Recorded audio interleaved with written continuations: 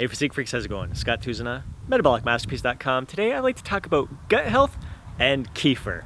Now, if you've been following my vlogs for the past few months, chances are likely that you've seen me make meals where I've added kefir to it, whether it's my smoothies, oatmeal, or just recently, protein pancakes. And you may have been wondering, what the heck is kefir and why is Scott consuming it on a daily basis?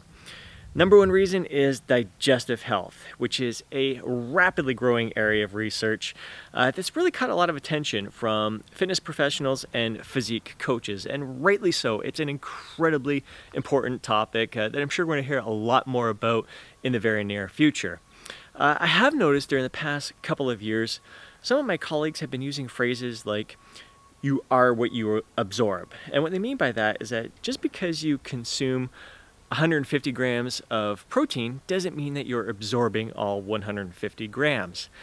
And this really got my wheels spinning and really got me wondering, how much of my food am I really absorbing? And am I absorbing enough? Is this something that is holding back my gains or even having an impact on my energy? So, all right now we're gonna get a little bit, here's a poop alert, something I've never talked about in previous videos. Should be a fun topic here. Now, for me, I typically take a dump several times a day. And during the past 15 years, for as long as I can remember really, my poop has been very loose in consistency. And I certainly haven't been complaining about it because it comes out nice and easy. I've never had to deal with constipation. Never have to really sat there and struggled on the toilet. So in that aspect, it's been good. And I'm sure a lot of you can relate to this. I think we've all looked down in the toilet and noticed corn in our poop. It was always funny as a kid. And it's just natural. Some foods just come out looking the same as when they went in. But those experiences should be few and far between. If you're seeing your food go through you quickly, that's not healthy. It's something that should be checked out. And it was something that I was really considering getting checked out myself, because I was starting to notice that some of my meals were going through me within an hour. I would have like spinach, or I had to have my oatmeals and blueberries, and I'd see blueberries coming out of me within an hour. I'd have my eggs and veggies. I'd see my spinach and some of the veggies coming out of me, like right there in the toilet, like not digested at all. And that's what really got me thinking that I can't possibly be absorbing all the nutrients from my foods if it's passing through me this quickly. Really should take 24 to 36 hours to fully break down the foods that you're eating and really absorb all those nutrients. So certainly an area of concern for me, and started looking into, the more I was hearing this whole you are what you absorb type thing, it really seemed to kind of be attached to supplements, probiotics, digestive enzymes. So I was really starting to strongly consider investing in these. The trouble is, first of all, it's really expensive, and second of all, there seem to be like battles going on between the supplement companies. One company would say that their digestive enzymes, their capsules or whatever, had way more digestive enzymes than the others, and you had to make sure that you had so many in there for them to really be effective. And I started really wondering the credibility of some of these companies out there. But still, there's one company I kept hearing a lot more about and really hyping up. They're really hyping up how much more digestive enzymes they have in their capsule, all that stuff. So I getting ready to pull the plug and give it a try, see how it impacted me. But then my workout partner, Paul, came along and asked me, "Hey, Scott, have you ever tried kefir?" And it was something that he had been using for the past month or so, and he was experiencing some great results from it. And so he was making kefir at home using kefir grains, which is a live entity, I guess you could say, live natural food. So you get the kefir grains that turn, I'm going to get to that in a minute, how to make it, that will become kefir. And so he shared a bunch of information from me, a bunch of the research on it, and I was like, seriously, I was like blown away. It was almost like too good to be true, what kefir did for you. So I thought, what the heck, I'm gonna give this a try. First of all, let's get to some of the benefits of kefir. I'm going to read them off to you here. All right, so depending on the source, homemade kefir can contain up to 42 different strains of beneficial bacteria and yeasts. Just 500 milliliters contain 5 trillion healthy bacteria. Now, that's a huge deal in comparison to most yogurts on the market, which only have 1 to 5 strains and 1.5 trillion healthy bacteria. Now, the big difference between yogurt and kefir is that the healthy bacteria in yogurt tends to just pass through your system, whereas the healthy bacteria in kefir will take up residence in your intestines and your colon. So it is there basically permanently within your system. Now, it's important to note that we are talking about homemade kefir here. Commercially made kefir is not the same, tends to not include as much of the healthy bacteria in there, mainly due to the process. It doesn't ferment as long, and the whole pasteurization of it can kill off some of the microbes within it. The tryptophan and magnesium in kefir contribute to a healthy nervous system. This is especially important for those of us who include some lifts in the lower rep range.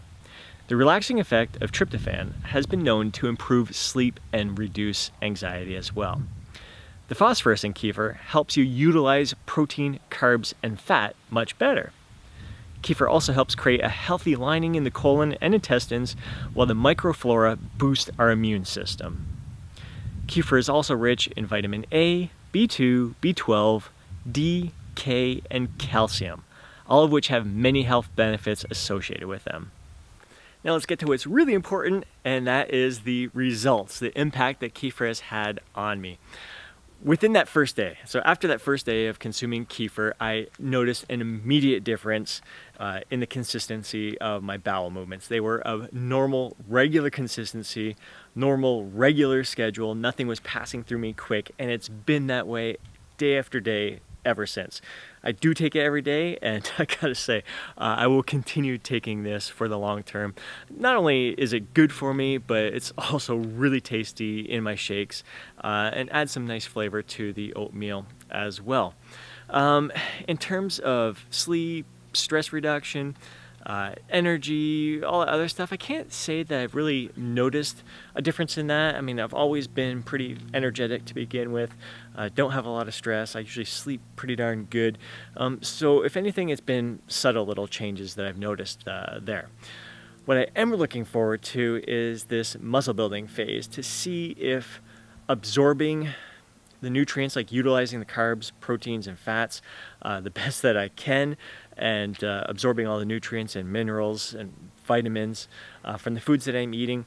Gonna be interesting to see if that has a positive impact on my muscle gains, see if I can build muscle a little bit faster. I'm not expecting any miracles here, but I would expect that if I'm absorbing more nutrients, that my body should be able to rebuild itself a little bit faster than it was in the past. So really interesting for that. Now let's get into how to make kefir. So the first thing you're going to need is some kefir grains. Now, I was fortunate enough to get some from my workout partner Paul, but you could always do a Google search for kefir grains in your area. There's tons of Facebook groups out there. I live in the Windsor-Essex County region, and there's a kefir community just for our local area, and there's always people in there who are looking to give away their extra kefir grains. The thing with kefir grains is that they do multiply. So ideally you're going to start off with about 2 tablespoons of kefir grains, and if you're doing the daily fermenting process, you may end up with double the amount of kefir grains at the end of the month. So when that happens, when you have 4 tablespoons of kefir grains, look for someone who you feel would benefit from kefir and give your extra grains to them. So what you're going to do with those 2 tablespoons of kefir grains is put them in a big mason jar, and you're going to add 3 to 4 cups of 3.25% whole oat milk. You're going to take a coffee filter, put it on top, seal it up, and then let it sit out in the open for 18 to 24 hours, whether it's on your countertop. I put it down in my storage room. Ideally, you want the room temperature to be around 72 degrees. So the reason I put mine down in my storage room is that room temperature up here tends to be around 76 degrees Fahrenheit. Nothing wrong with that, just the warmer temperatures tend to speed up the fermenting process. Ideally, you want it to take 18 to 24 hours. You don't want it to be any quicker than 18 hours. So things that can make it go a little bit faster is warmer temperatures, not enough milk, or too many grains in there. So the more grains that you have, so if you get up to 4 tablespoons of kefir grains, you're going to notice that the fermenting process happens a lot faster. So what's going on during the 18 to 24 hours is that the kefir grains are feeding off of the homo milk. They're feeding off of the lactose in there. And so what you're left with after the fermenting process is kefir. So the kefir grains feeding off of the milk produce kefir. Basically what you want to look for within that 18 to 24 hours is just like a little bit of separation where the bottom of the jar is clear in appearance and it's thicker consistency towards the top. If the fermenting process is going faster, or you forget about your kefir and let it ferment for longer than 24 hours, you may notice that it's really separated. Like half of the jar is clear and the other half is the thicker consistency. Nothing wrong with that. It may change the flavor just a little bit, make it a little bit more tart, but all in all, it's still very good. So what you're gonna do from this point is get either a plastic or a wooden spoon and mix it up to make it all a nice smooth consistency. Liquid, it should be all nice smooth liquid. And you're gonna take a measuring cup and a strainer and a rubber little, I want to say a spatula, little rubber brush. And you're going to pour that after you stir up the kefir, you're going to pour it into the strainer, into the measuring cup, and you're going to use that little rubber spatula to kind of push all the liquid through, so you're just left with the grains. You're going to then take the grains that are in your strainer and put them back into the mason jar. I usually use my tablespoon to measure it out, make sure I'm still around that 2 tablespoons of kefir, or once I know I'm getting to 4 tablespoons, it's time to give it away. So you're going to put it back into the original mason jar, start the fermenting process all over again. So pouring in the 3 to 4 cups of homo milk in there, put the coffee filter on, cap on, let it sit out on the counter. So that's going on, that whole process is going on. And then you take the strained kefir and you're gonna pour it into either another big mason jar, or I've got 2 smaller mason jars here. And I like to do a double ferment. So I'm gonna take some coffee filters, put it on top of that, and just let it sit out on the countertop for about 2 to 4 hours. So you're gonna notice separation. It's still fermenting there, even though there's no grains in there any longer. This fermenting process is still happening. And the benefits of that is that it tends to increase the potency of the nutrients, vitamins, magnesium, all that good stuff in there. So I'll do that, and then after the 2 to 4 hours, I'll put a lid on that, shake it up a little bit, put it in the fridge. It's ready to drink. Now, if you're not consuming it fast enough, the kefir fast enough, and you find that you're producing, like doing it every single day, the fermenting process every single day is producing more than you need, you can slow down the fermenting process by kind of putting the kefir grains to sleep. What you do is, after you've strained your kefir through the strainer, you have your grains, you put it back into the mason jar, you put the milk back in there. Instead of putting a coffee filter on top, you would actually put the lid on the mason jar, seal it up, put it in the fridge. So when it has a lid on it and it's in the fridge, the kefir grains are sleeping, the fermenting process really, really slows down. And then when you're ready to produce some more kefir, you take it out, put the coffee filter on top, let it sit out for 18 to 24 hours. For myself, I do recommend that you start off with just a little bit of kefir, maybe a tablespoon, add it to your oatmeal, add it to your shake, drink it straight up. Some people really love the taste of kefir straight up. It's kind of got a little yeasty taste to it. My kids love it. It almost smells like we're baking something homemade in the kitchen, and they freaking love it. Makes my day to see them, especially when they're making shakes with fruit and spinach, adding a little bit of whey in there. Just really know that they're getting solid nutrition and they're really boosting their immune health. Totally makes my day to see them enjoying that and craving it on a daily basis. So start with a tablespoon. After a week, you may be up to a 1/4 cup. You're just kind of seeing how your body responds to it.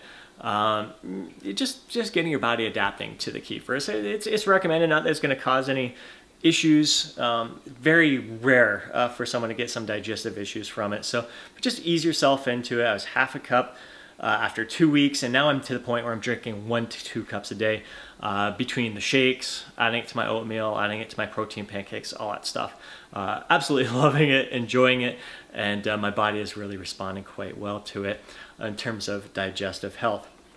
So that's basically it in a nutshell. I hope you enjoyed this. Hope you, if you have any experience consuming kefir, let me know about it. If you have any questions, let me know about it. Hope you enjoyed this footage. Take care of your gut and digestive health. I can't tell you how important it is. It's crucial, man. And again, be on the lookout. Lots of the research, like I said, is rapidly growing in this area. You're going to be hearing a lot more about it. Why not start now? Why not hop on board right now? And again, why spend all that money on supplements, probiotics, digestive enzymes, when you can have something natural here, a really living, live organism that is producing health benefits for you, tons of health benefits for you. So hope you enjoy this. Catch you next time.